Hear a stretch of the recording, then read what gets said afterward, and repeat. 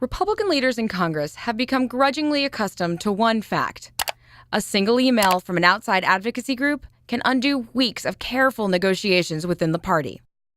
Three of the most visible groups, Heritage Action, the Senate Conservatives Fund, and the Club for Growth, push a conservative ideology but are not officially affiliated with the GOP. Their main targets are Republican incumbents in Congress, and with the rise of the anti-establishment Tea Party, they've only grown in number and in power.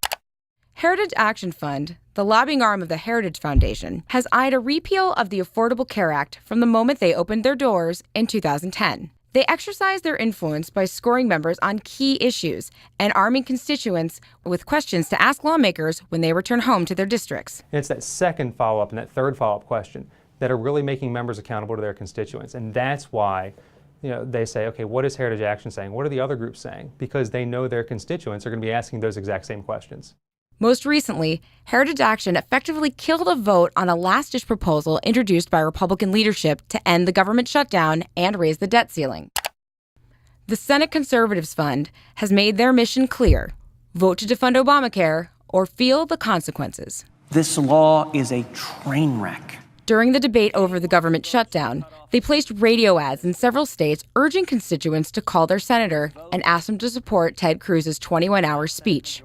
Phones at the Capitol rang off the hook for days. Former Senator Jim DeMint founded the fund to support conservative candidates competing in open Senate seats.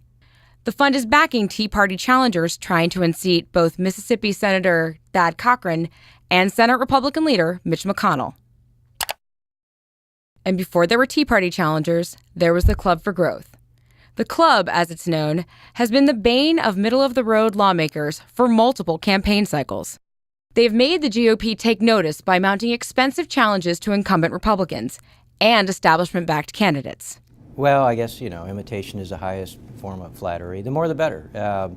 If we all are aligned on policy views and we all end up supporting the same candidates, there's a better chance those candidates become policy makers. Some win, some lose, but a lot of money is spent either way.